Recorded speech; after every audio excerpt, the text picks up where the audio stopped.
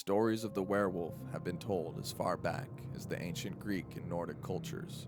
Through witchcraft, men would wear wolf pelts and morph into great monsters, ravaging the countryside. These horrifying encounters would persist throughout history, creeping across Western Europe like wildfire. Perhaps the most documented and infamous case was the story of Peter Stump, the Werewolf of Bedburg. During the 1500s, in the village of Bedburg, Germany, there lived a wealthy farmer by the name of Peter Stump. Nobody knew it at the time, but Peter had been practicing witchcraft almost his entire life.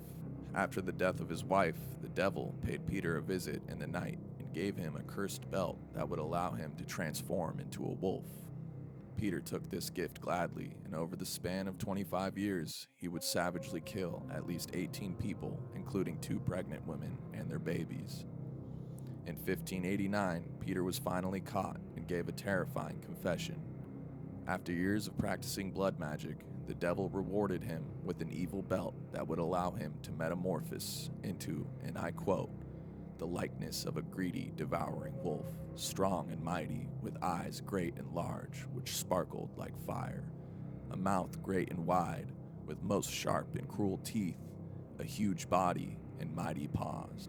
Stump described himself as an insatiable bloodsucker who gorged on the flesh of goats, lambs, sheep, as well as women and children. When confessing to the killings of the 2 pregnant women, he smiled and said of the babies, "I ate their hearts, panting, hot, and raw," later describing them as dainty morsels. Of the 14 children he ate, one was his very own son, who he had loved dearly, only his thirst for blood was too strong and he couldn't resist.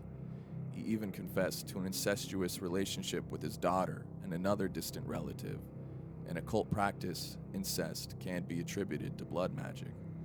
In addition to these heinous acts, he admitted to having sexual intercourse with a succubus sent to him by the devil himself. When asked about the cursed belt, he told the magistrate that after removing it, he would morph back into his human form. When pressed for the location of the belt, all he would say is that he left it in a certain valley. The magistrate sent trackers in search of the belt, but it was never found. Peter Stump's execution was one of the most brutal on record.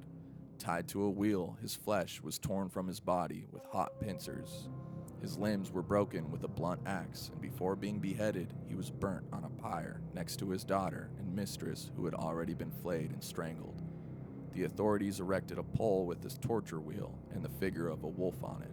At the very top, they placed Peter Stump's severed head as a warning to anyone else who may be dabbling with witchcraft.